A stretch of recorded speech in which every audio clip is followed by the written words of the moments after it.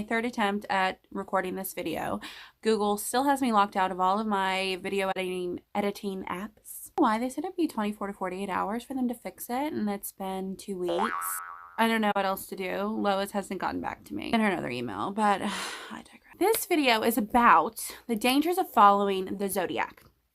I don't know if anybody else was aware of this. I surely was not, because I used to read my horoscope sometimes. I mean, I wasn't like heavily involved in it, but I, like, when people would ask me what my sign was, I would say Cancer. I would look up my characteristics associated with Cancer. I would use those characteristics to validate behavior for me and others. But anywho, the dangers of following the Zodiac. Should Christians be following the Zodiac?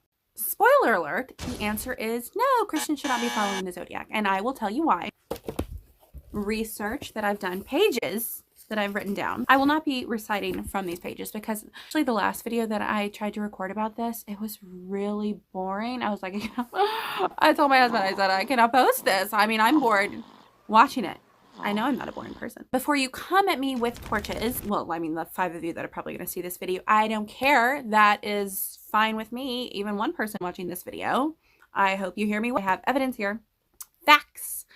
Backing up the argument that Christians should not be following the Zodiac. Okay, I'm going to read the history of the Zodiac. I'm going to go over the signs. I'm going to go over how they were created and blah, blah, blah. Then I'm going to give you scriptures to back up the argument that Christians shouldn't be following the Zodiac. Let's get into the history here. From ancientwisdom.com, it says, the Zodiac is the term to describe the circle of 12 divisions of celestial longitude that are centered upon the ecliptic, which is the path of the sun. GreekReporter.com said that the Zodiac dates back to the first civilizations of the world. Mythologian.net says that the Babylonians invented zodiac signs during the first millennium BC. They divided the celestial longitude centered on the eclipse because people believed that the constellations and their various positions throughout the year held special meaning towards people and events. So they would use the constellations to predict the future, personality traits, and so on. Going back to the mythologian.net reference, it says that the Babylonians focused on the constellations at various points of the year because they believed positions of the constellations were symbolic of or connected to certain deities and other myths pertaining to their religious worldviews. Basically gods. They believed that the constellations were connected to certain gods. They would look to the star, not we. Honey. So they were essentially relying on the heavenly array, the stars, their beautiful shapes, to foresee what the future had in store. It's like fortune telling. If you were born at a certain time of year, whatever the position of the stars were and whatever deity that pertained to, you would possess those characteristics. It's reported that each sign is representative of a specific Greek god or goddess, and that those gods and goddesses are the protectors of their individual sign, and that each sign denotes a specific personality type that has its own strengths and weaknesses. Now, let's dive into the signs. First up, we have Aries. Aries is the first of 12 astrological signs and is represented by the ram, which symbolizes rebirth and beginnings. Aries, which is ruled by the planet Mars, is associated with the Greek myth of Jason and the Argonauts. The myth tells the story of Phrixus and Helle, who were born of Athamas, a Boeotian king, and the goddess of the clouds, Nephele. Athamas fell in love with a woman named Inu, and Nephele left in anger, causing a drought in her wake, of course. Inu attempted to sacrifice Phrixus and Helle in order to end the drought that had stricken the land. Nephele prevented this from happening by sending a ram with golden wool to rescue them. The 2 children escaped on the winged ram's back. The ram was initially meant to be sacrificed to Mars, but Zeus, being the stand-up guy that he is, took it and placed it in the sky in his honor. Taurus, the second constellation, is symbolized by a bull that represents fertility. Taurus is ruled by the planet Venus. Duh. The constellation of Taurus is associated with the Greek myth of Europa. Europa was ravished by Zeus, who we thought was a nice person, who had taken on the form of a white bull. Taurus is said to represent Zeus in this state. Gemini, the third astrological sign, is represented by 2 twin brothers who symbolize duality, inner unfolding, and the antagonism of the body and the soul. This sign is ruled by the planet Mercury. Gemini is associated with the Greek myth of Castor and Pollux. Nice names, kids. Castor and Pollux were the sons of Leda, an Aetolian princess. Leda was seduced by Zeus. Here he is, guys. after he took the form of a swan. Pollux was immortal, but Castor wasn't. Castor was eventually killed. Pollux asked Zeus to reunite him with his fallen brother, and Zeus obliged by turning them both into the constellation Gemini. Cancer, the fourth astrological sign, symbolizes family. Cancer is represented by a crab and is ruled by the moon. Cancer is associated with the crab that Hera sent to fight Hercules. Hera, who was Zeus's wife, despised Hercules because he was born out of Zeus's affair with Alcmene. Hera cast a spell of madness onto Hercules that caused him to kill his own children. Hercules was sent to complete 12 labors as penance for his crime. One of the tasks was to slay the serpent beast Hydra.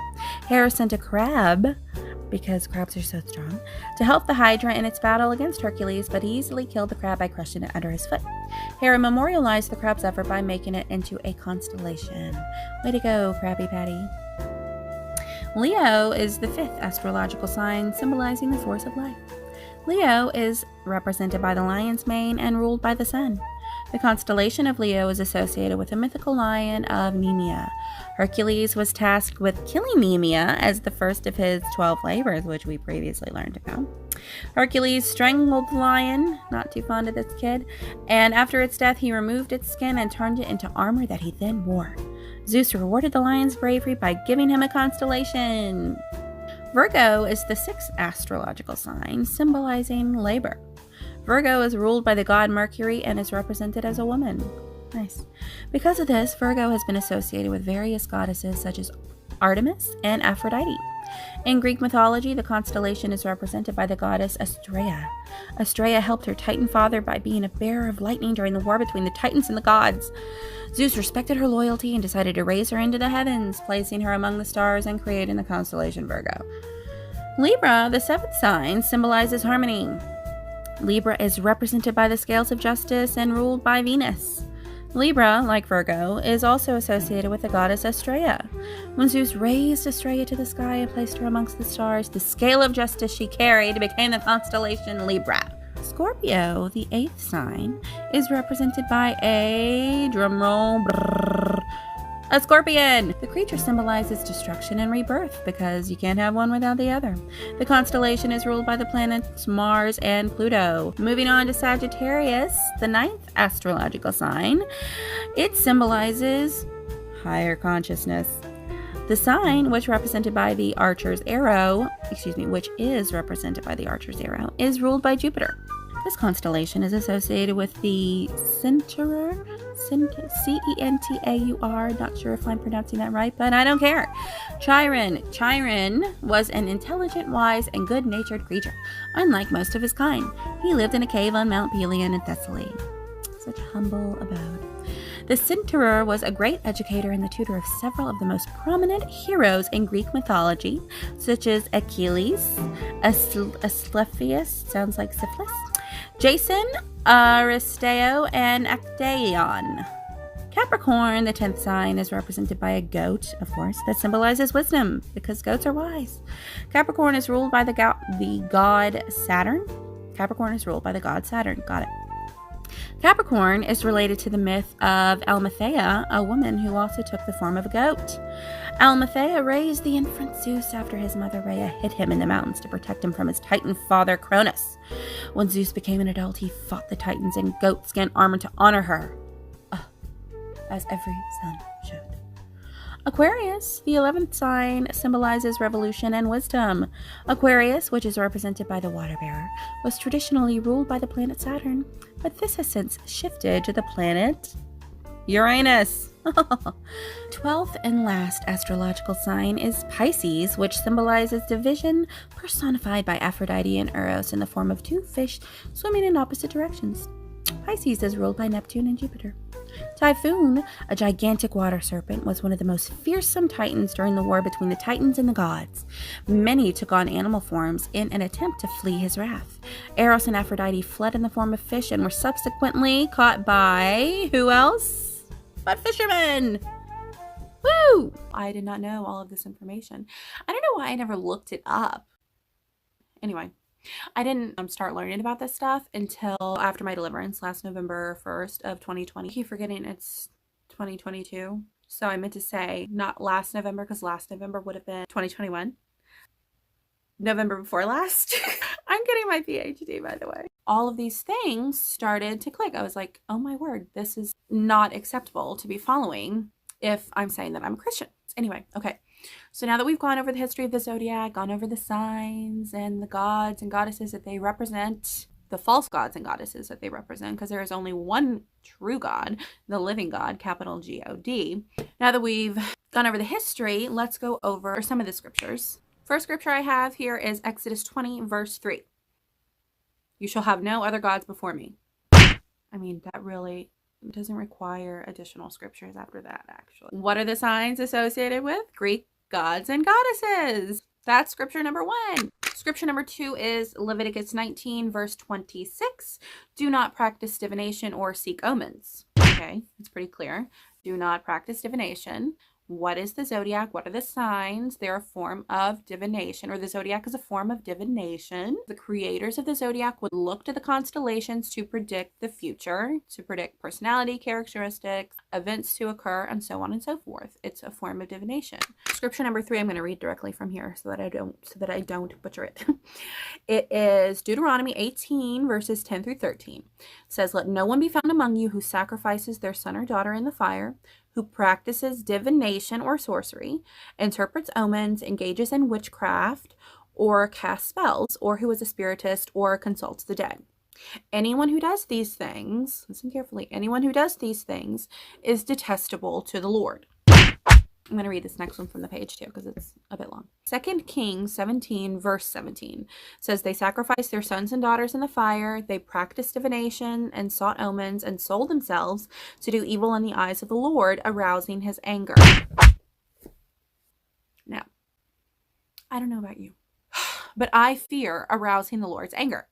I mean, you just have to have a fear of that. Does anybody want to arouse the Lord's anger? Because I sure as shoot do not. When I read in the scripture about how wrath was poured out on entire cities, entire places just gone, people, the earth opening up, swallowing people in front of other people, that strikes a deep fear in my soul.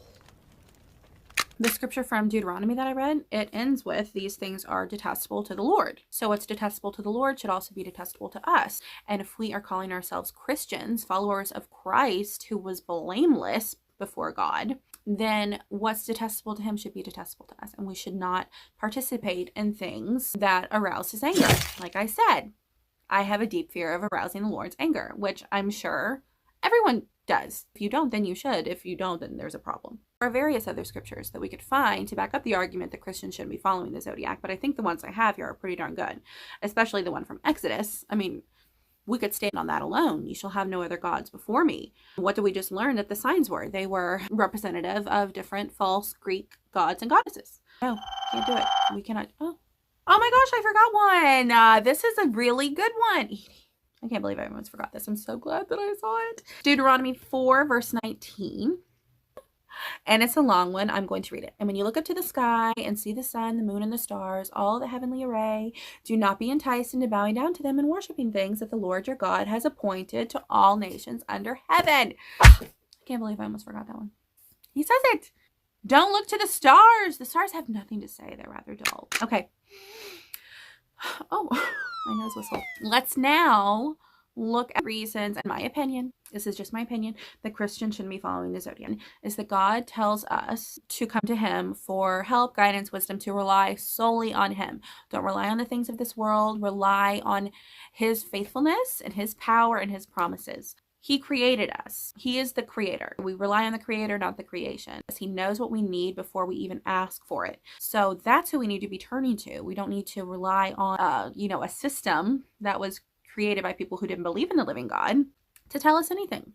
When we participate in things that are seemingly innocent, come on, this seems innocent. Oh, what does our horoscope say? What's our sign? Let's get shirts that say our sign. I don't know why I did that. What animal is associated with your sign? It's just fun. Oh, it's not fun. It's not innocent. And we have to remember that Satan masquerades as an angel of light. He doesn't come right at us as the evil monster that he is. No, Satan is roaming around. Now, okay, let me just side note, like back in the day before my deliverance and before I actually read the scriptures for myself and God gave me the knowledge of the scriptures and an understanding of them, I assumed, I don't know if other people assume this, that Satan was already in hell. I thought that he was already in hell and he was like working from hell, and I thought that he enjoyed hell. I didn't know anything about Satan, guys. He's real. He's not working from hell. He is roaming around this earth seeking souls to devour. That's his sole purpose. That's his MO. And he's trying to get his kicks while he can because he knows his time is short. So he will look for any opening, the smallest opening, because he wants to lead followers of Christ off the path of righteousness and down the path of darkness. So seemingly innocent things like the Zodiac are not innocent. They are dangerous. They go against God's instructions for us. And it's not just the Zodiac. I mean, things like people having crystals in their house, which I used to have crystals. People doing yoga. Oh, they think it's fun and healthy. So yoga is a practice that was created by a different religion, and the positions were the way that they would worship their different gods and goddesses. But people choose to ignore that and still do yoga. It's all of these things that the world does, therefore it's become normal, so people continue to do them. I mean, I went to a Christian college for my undergrad, and you had to have a health class every week, and they taught yoga at a Christian college. Come on. I could go on and on. Reason number 3 that Christians shouldn't be following the Zodiac is we should not be relying on the stars to tell us anything, because they will soon plummet to the earth like figs from a tree. True story. It will happen. Revelation tells us that. Stars are going to plummet to the earth, fall from the sky. What will they say that day? I would love to hear what they have to say that day. Will they shout for help? Will they call on Aries to send the rain? This concludes the video on why Christians should not follow the Zodiac. It's not innocent. It's dangerous. Not rely on silly constellations that God made. God was gracious enough to give us the stars. Let's not rely on them to tell us anything. Oh. Bottom line, just let me know if you need anything. I don't know how many endings I've tried to do so far. This is the end of the video. I love you. God bless you. Let me know what you need. This is Edie signing off.